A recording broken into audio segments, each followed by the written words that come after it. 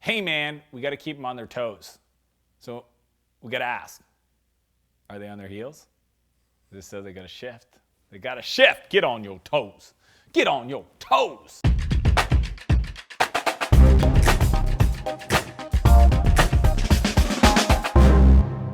How to recruit a technical co-founder, the elusive technical side of the business. I mean, this is funny how people can get super far, like build the product, get some early traction in customer, and really not have a technical team built out. It's kind of like owning a restaurant and not having a chef. Like, of course, you can start off and, build the recipes yourself and test them in the kitchen and even get your friends and family to come eat at your restaurant. But at some point, it probably makes sense to bring in somebody that's been trained and knows what they're doing and ideally passionate about it. And what I want to share in this video is the 3 areas that you got to go to physically, one not, to find some of the best talent that you can bring onto your team. So this is all about technical. Pretty much all my companies, from Flowtown to Clarity, I've been involved in investing in 30 plus other companies. As an angel investor, I've built my own companies. There's always been the technical side of it. Even though I taught myself how to program when I was 17, a long time ago I learned it is not the best use of my time, and I always introduce way more bugs than's worth it. So finding that partner, Steve Jobs had Steve Wozniak, Zuckerberg had Dustin Moskovich. Even though Mark is a good programmer, he had somebody else that could kind of lead and think about that. And what I want to share with you guys today is the strategy to do that. At the very end, I'm going to talk to you about the Ikea Effect. You don't want to miss that because it brings everything together. Because you actually got to bring the goods. So first place you got to go look is at events. I think some of the best minds, technical minds, go to other user groups, meetups, conferences around their industry and their topic. And this is true for me on so many levels. I remember I was actually working at a co-working space. One of my favorite things to do is deputize other people to, if you see these, this great kind of this type of person, let me know. And I was working at a co-working space, and the owner, Sasha, came up to me and was like, do you know Otavio? And I'm like, no, who's Otavio? She's like, oh, you got to meet him. He's not here today, but tomorrow let me make sure I introduce you guys. And I was like, oh, that's awesome. So the next day I come in, I'm started working. All of a sudden, she's like, hey, I want to introduce you to Otavio. And not only does she introduce me to, probably to this day, one of the smartest minds I've ever met. One of my mentors told me when I moved to San Francisco, he said, the only thing I would suggest you do is find the smartest people you can and just try to spend as much time as they'll allow you to. And here I am watching a demo of an iPhone translate in real time English words to Spanish and then Spanish words to English. It was called Quest Visual. 3 years later, it was bought by Google. And Otavio, to this day, I just saw a Facebook post where he was sharing a game he built that essentially maps the environment in real time for fun. I mean, the guy is literally a brilliant person.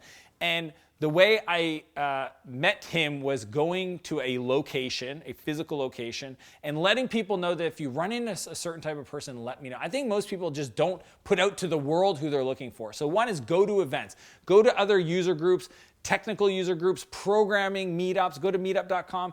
There's events happening all around you in your city, that big events in North America that you can go to that would have really brilliant people that you could interact with to try to find those key hires. Second thing is go to the schools. I mean, there's so many schools that have programming classes, colleges, that if you just showed up as a person that wants to build a company, they're trying to have their students get jobs. So if you say, look, I'm starting a new venture and I want to hire your students, trust me, they will work with you to figure out how to have that happen.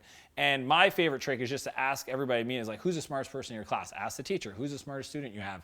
And that name, that person, they're the ones you connect with. Those are the ones you kind of meet up afterwards for coffee. They're the ones you ping, for advice. But you want to make that list. You want to start interacting with those people to bring them into your world. The third area is online. Okay, there's online communities of really incredible technical talent. One of them is GitHub. If you just go on GitHub, you can actually, I don't know if you can search by location, but you can find really competent programmers that are building and contributing to the world for free on their own time. They're essentially so passionate about solving problems that they're writing the code in an open source manner. They're giving back. And maybe those folks that you find in those communities are not the ones that are looking for jobs or wouldn't, or maybe they're doing their own thing, but they're the ones that know all the top talent. And if you could do something to create value for their lives, if you can build a relationship with them, that has incredible value to you as a business and for your ability to hire other technical co-founders. Now, first tip that I want to give is, and I'm going to talk about the Ikea effect, is bring the goods. There's 3 key P's that you need to bring if you want to attract a technical co-founder. First is a prototype. I really believe that if you paid somebody to build an MVP, that's one thing. I don't even believe you should actually do that. I think you should build a clickable prototype, which is a simulation of your software. Have something to show them. Show them you're serious. So bring the prototype. The second thing you want to bring is pre-sell. Go find ideal customers, show them your prototype, and get them to commit to using the product or buying into the vision of the product. And if you don't spend the money, give it back. And people are like, well, I can't find anybody to do this. You know what? It's a $10 billion industry called crowdfunding around rewards and equity. The overall industry is about 40 billion, but just the crowdfunding, the equity and the rewards component is 10 billion. Every day people on Indiegogo and Kickstarter fund their projects, and there's no difference for you to get pre-sales from customers. And then the third area is you got to bring some passion.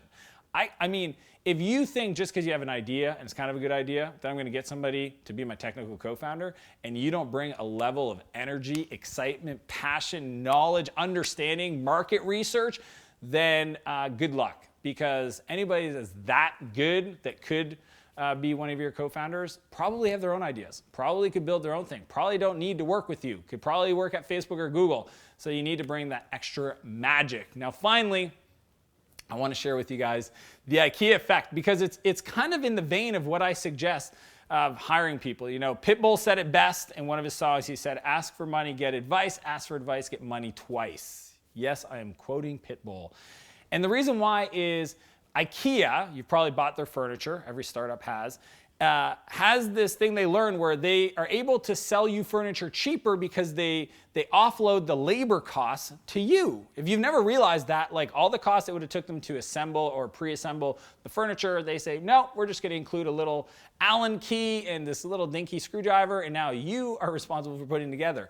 And what happens is when you buy, let's say, a desk and you put it together, after you've created, you actually have a higher sense of value because you contributed in the creation. It's called the Ikea effect. It's actually a psychological or kind of a study in psychology that anything that you participate in creating has a higher value than if you just bought it for its utility. And this is true for software when you're building it. If you bring a technical co-founder in just to ask for advice, help them guide the development, guide the product, guide the decisions on what platforms to use, over time, they're gonna start kind of thinking or valuing your idea maybe more than their own, especially if you start getting customers pre-orders.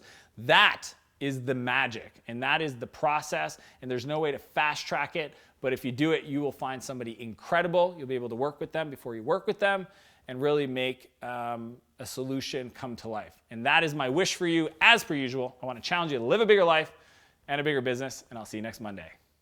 If you like this video, and you must if you're still watching, be sure to subscribe to my channel. Every Monday I put out new content. I'd also invite you to join my newsletter where I share exclusive invites to events, free training videos, and community contests. And if you're ready to keep going, I got 2 videos queued up for you. See you next week.